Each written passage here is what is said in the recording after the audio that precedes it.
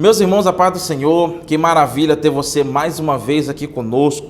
Estamos aqui, eu sou o presbítero Marcos Ferreira, estou aqui para comentar a lição de jovens, que tem por título A Prova da Vossa Fé, vencendo a incredulidade para uma vida bem-sucedida. Em primeiro lugar, eu quero agradecer a você por estar aqui conosco. Eu quero pedir que você inscreva-se aqui no nosso canal, que você deixe o seu comentário de onde é que você está nos assistindo. Quero pedir também que você deixe o seu like e compartilhe com o máximo de pessoas que você puder, para que você possa assim estar abençoando outras vidas através da palavra de Deus. Hoje, pela graça de Deus, estaremos estudando a lição de número 8, que tem por título Fé para crer que Deus não criou o mal. Isso mesmo. O texto bíblico diz assim: porque o Senhor é bom e eterna a sua misericórdia, e a sua verdade estende-se de geração a geração. Isso está no Salmo de número 100 e verso de número 5. O resumo da lição diz assim: o pecado de desobediência de Adão e Eva trouxe toda sorte de males para a humanidade e para a criação. Nós temos 3 objetivos nesta lição. O primeiro objetivo é, no primeiro ponto, explicar o mal moral e físico. No segundo ponto é destacar o ensino a respeito de Deus e do mal. E no terceiro ponto é despontar a respeito do sofrimento do cristão. O texto bíblico para você estar lendo encontra-se no Salmo de número 34, e verso de número 12 ao 22. E você pode estar lendo na sua casa para que você seja fortalecido e edificado pela palavra de Deus. Já partindo aqui, meus irmãos, para a introdução. Diz assim: para alguns filósofos, teólogos e religiosos, a questão do mal é motivo de muita discussão. Para muitos, um dos grandes problemas relacionados à fé cristã está em conciliar a presença do mal e do sofrimento com a bondade e a perfeição de Deus. Eles acreditam que não existe uma definição precisa do que seja o mal, assim como não há uma definição para o que é bem. O mal e o bem dependem dos valores e crenças de cada pessoa. Será essa afirmativa verdadeira? É o que veremos na lição deste domingo. Você está assistindo essa lição no decorrer da semana, porém, esta lição aqui é a lição de domingo.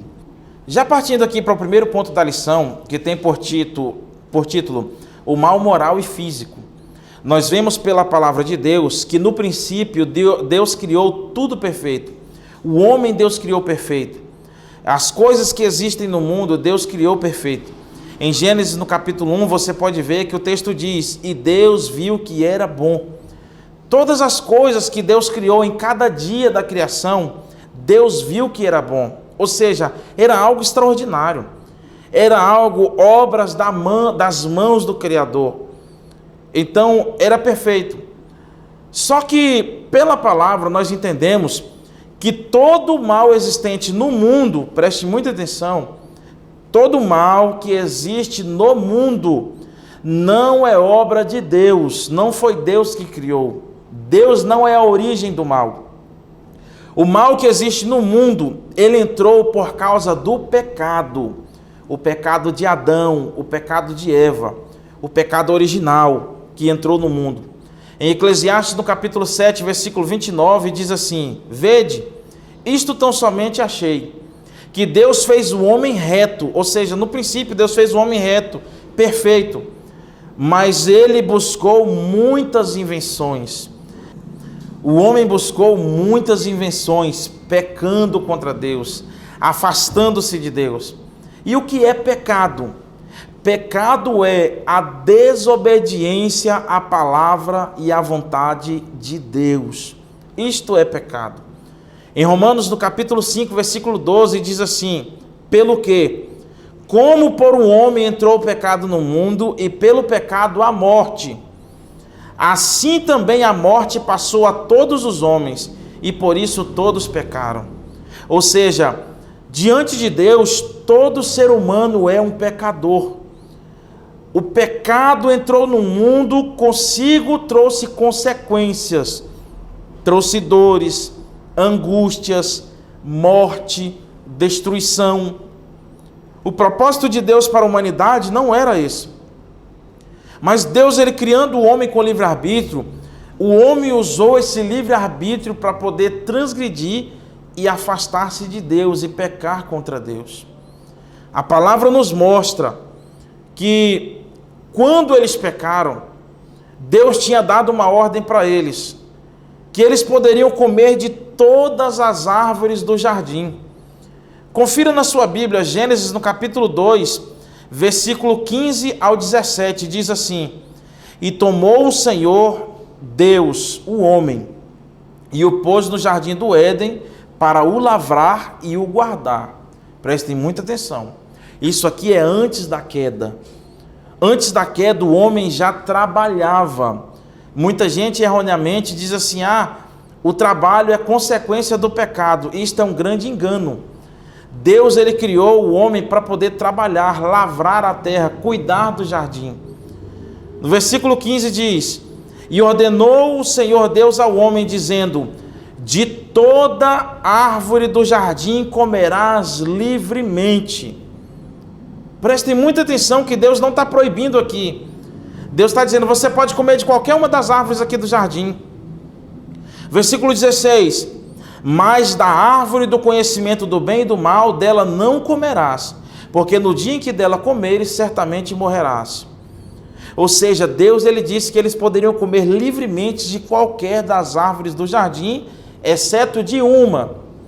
Mas em Gênesis, no capítulo 3, no versículo 1, quando Satanás ele vai tentar Eva, olha só o que Satanás diz: É verdade que Deus disse que vocês não podem comer de nenhuma árvore do jardim? Deus, em Gênesis, no capítulo 2, versículo 16, diz: Vocês podem comer de todas as árvores do jardim, exceto de uma.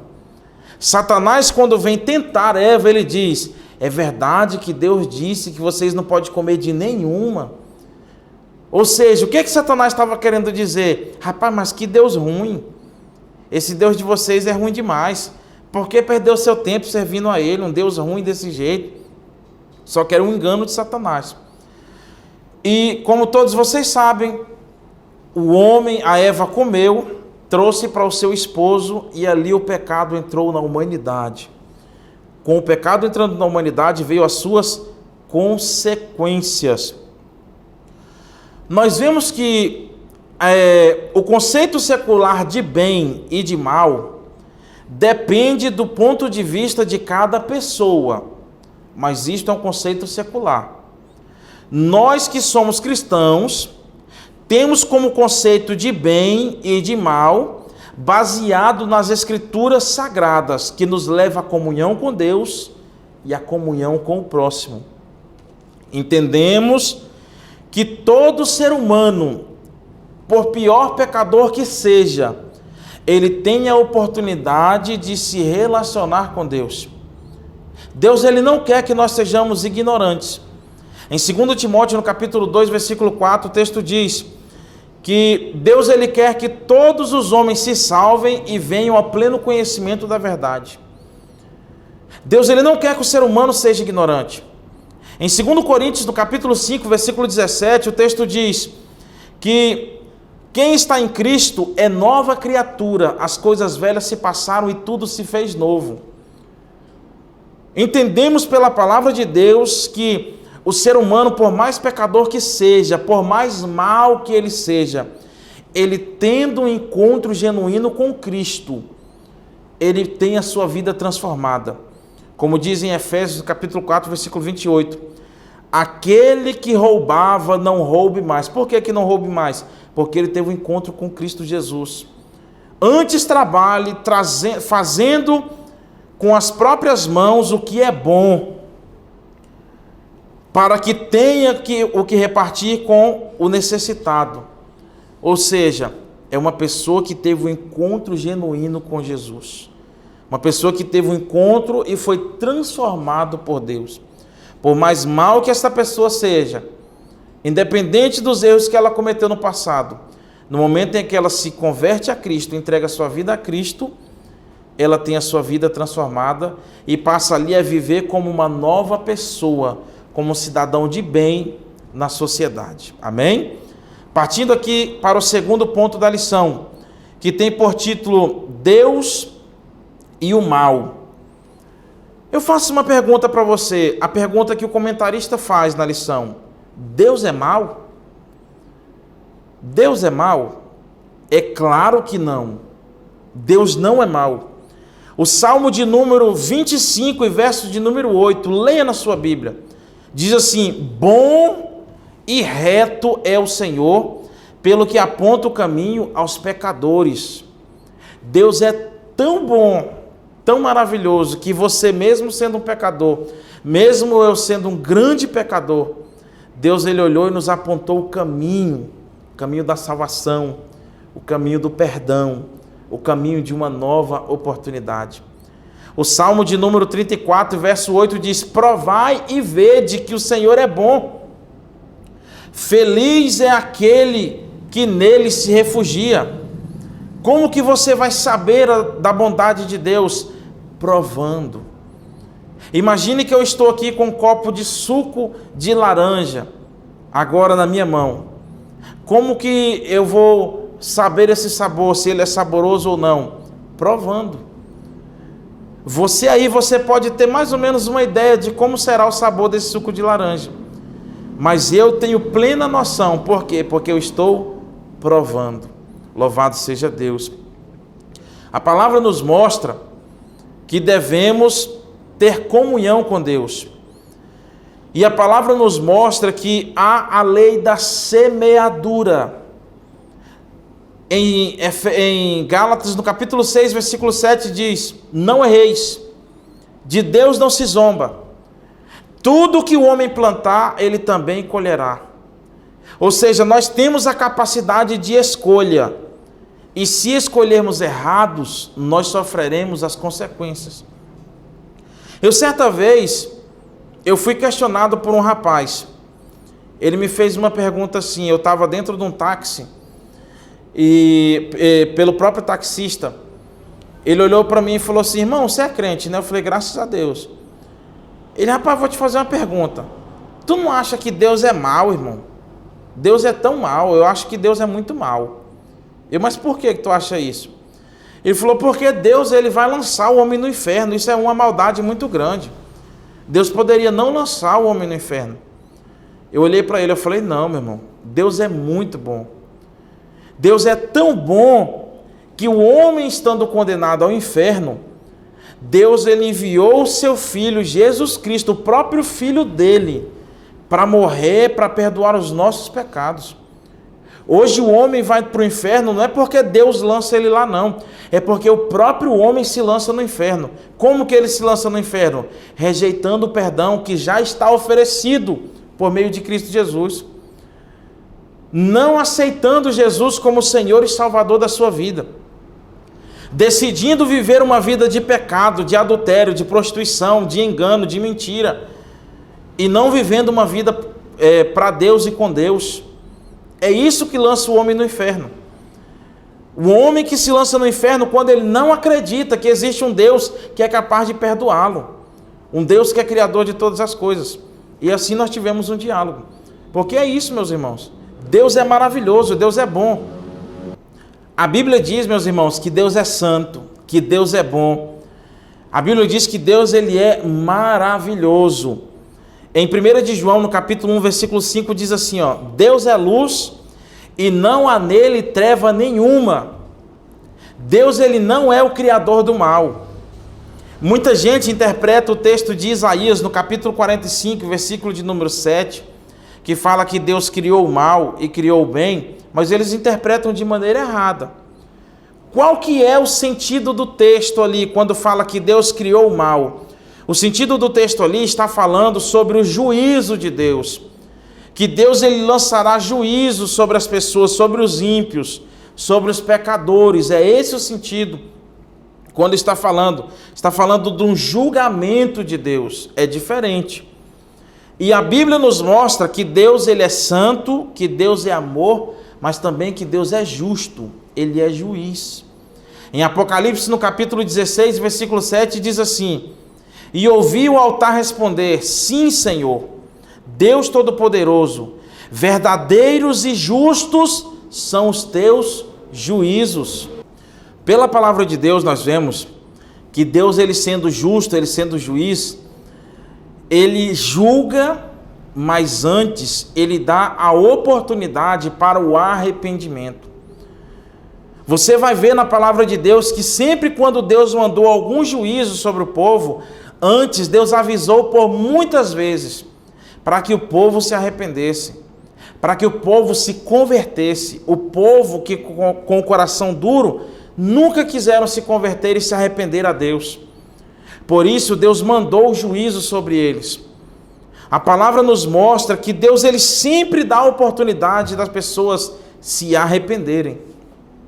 Em Apocalipse, em Eclesiastes, no capítulo 12, versículo 14, diz assim: pois Deus trará a julgamento tudo o que foi feito, tudo o que está escondido, seja bom ou seja mal, Deus, Ele trará a julgamento.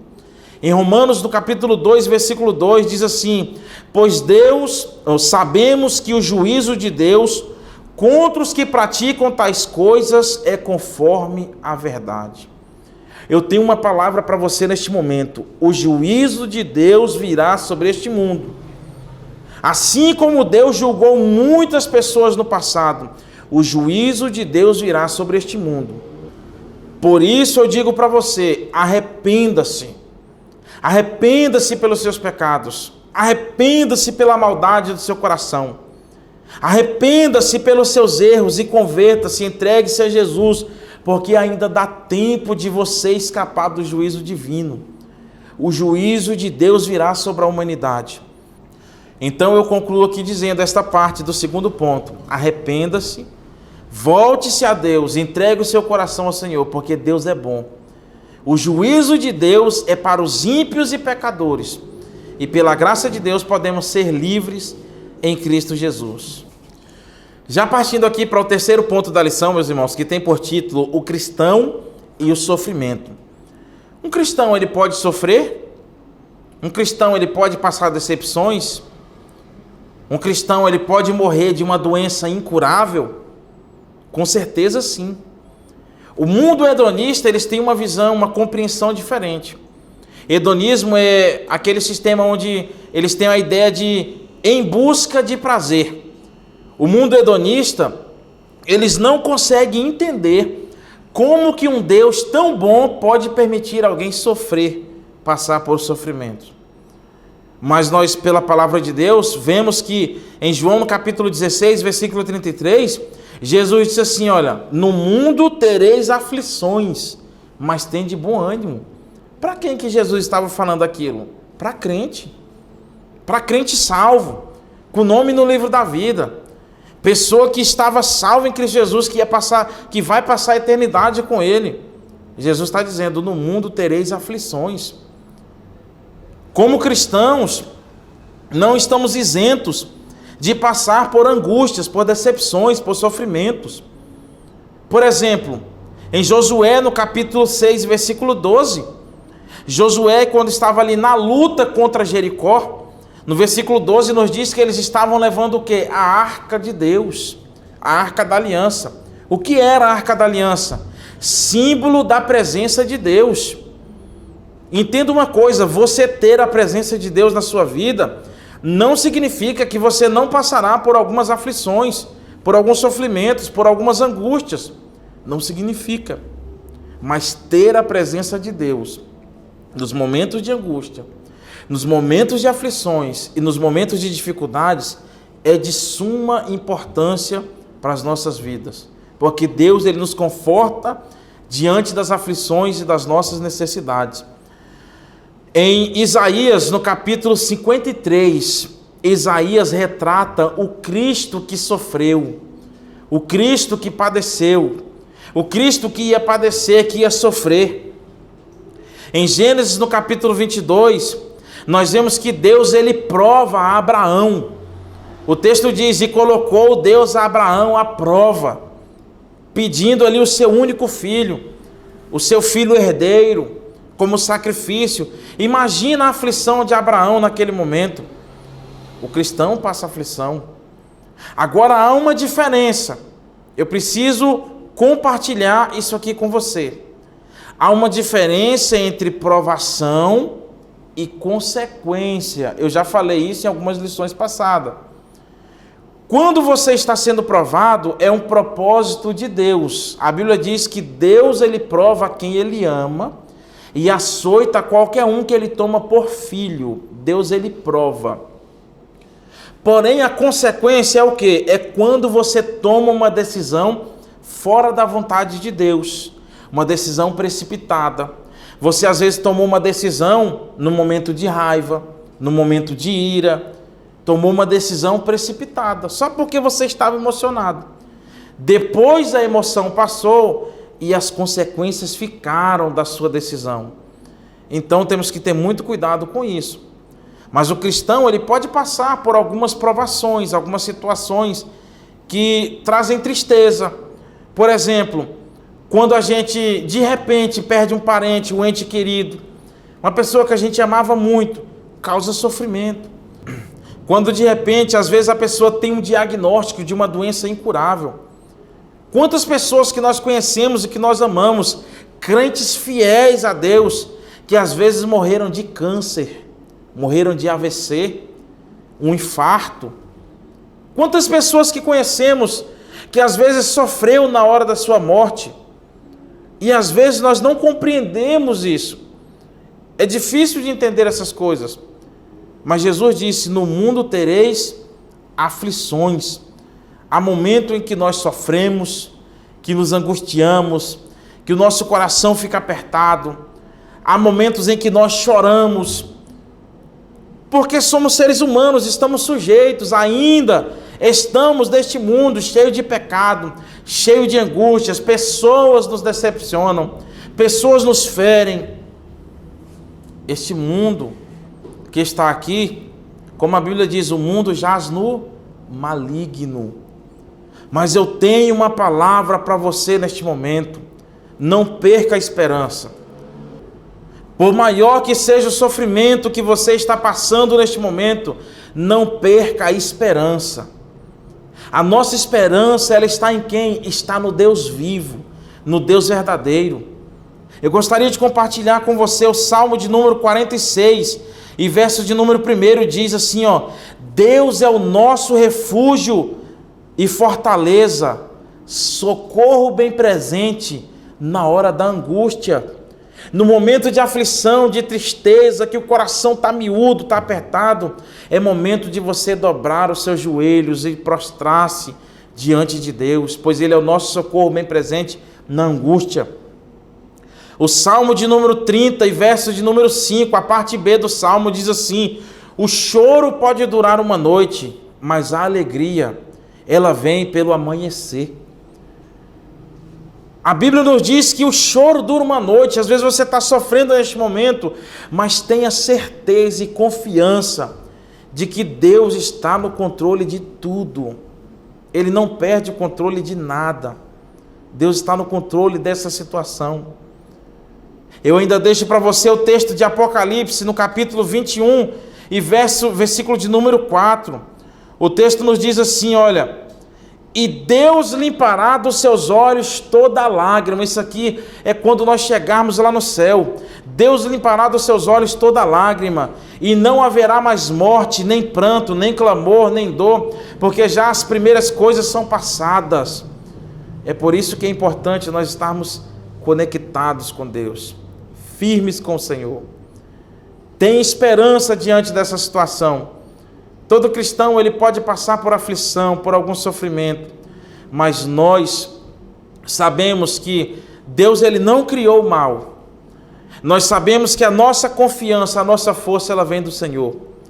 E tenha certeza, meu irmão, minha irmã, se você não recebeu a tua vitória aqui como você esperava, pode ter certeza que lá no céu você será consolado por todo mal. Você será recompensado por todo o sofrimento que você passou aqui neste mundo. Amém? Que Deus abençoe você. Eu concluo aqui neste momento desejando que o seu coração seja cheio de Deus, que você seja cheio de força e da presença do Espírito Santo. Deixe aqui o seu like, o seu comentário, comente aí de onde você está nos assistindo, coloque a sua dúvida, coloque a sua sugestão, é muito importante para a gente, tá bom? Eu mando um abraço para todos os irmãos que estão nos assistindo. Tem pessoas nos assistindo aí do Tocantins, o canal aqui da Seadema de Tucumã, pessoas assistindo lá de Tocantins, do Rio de Janeiro, pessoas até fora do país. E a gente fica muito feliz com isso. Pessoas do Maranhão, teve uma irmã que postou esses dias, eu não me recordo o nome dela agora, que estava assistindo do Maranhão. Eu fico feliz por ter pessoas compartilhando e ouvindo a palavra de Deus, tá bom? Então deixe o seu like, o seu comentário, inscreva-se aqui no nosso canal e compartilhe com o máximo de pessoas que você quiser, que você puder, em nome de Jesus. Até a próxima aula, em nome de Jesus. Amém.